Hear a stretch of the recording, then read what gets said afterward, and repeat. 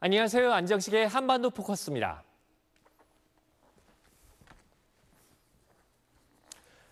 여야 정권 교체가 되면서 대북 전단에 대한 정부 입장이 또 바뀌었습니다.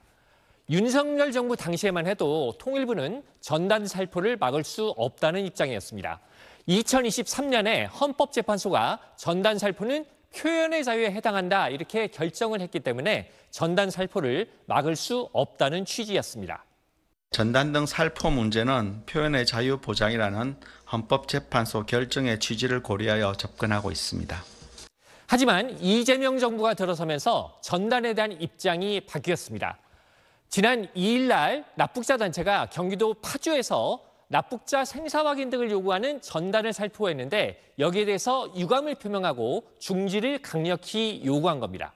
납북자 피해가족연합회가 통일부의 자제 요청에도 불구하고 전단을 살포한 것에 대하여 유감을 표합니다. 전단 살포 중지를 강력히 요청합니다. 대북전단 살포를 놓고는 찬반 양론이 첨예하게 맞서고 있습니다. 찬성하는 쪽에서는 대북전단이 폐쇄 체제에 갇혀 사는 북한 주민들에게 외부 정보를 전해주고 자유의 바람을 불어넣는 중요한 도구라고 주장합니다.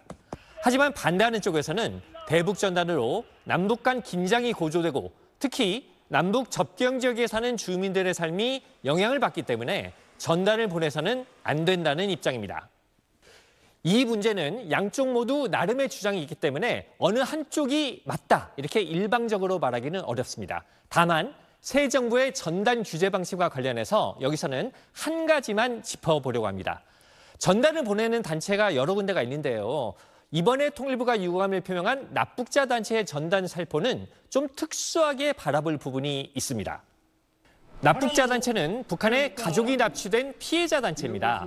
국가의 가장 중요한 존재 이유가 자국민 보호라고 본다면 납치자를 데려오는 건 국가의 우선순위가 되어야 하는데요. 우리 정부는 그러지 못했습니다.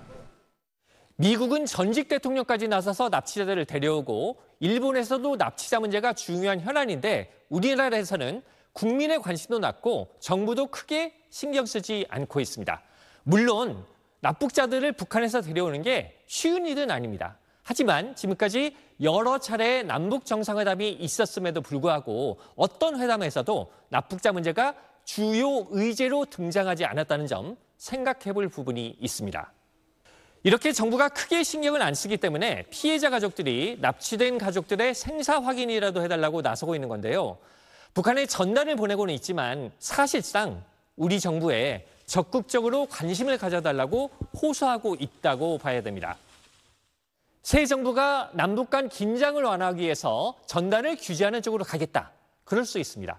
하지만 납북자 단체에게 그런 요구를 하려면 적어도 정부가 자국민 보호 차원에서 앞으로는 납북자 문제에 대해서 신경을 많이 쓰겠다. 이런 약속은 같이 해야 될 것 같습니다.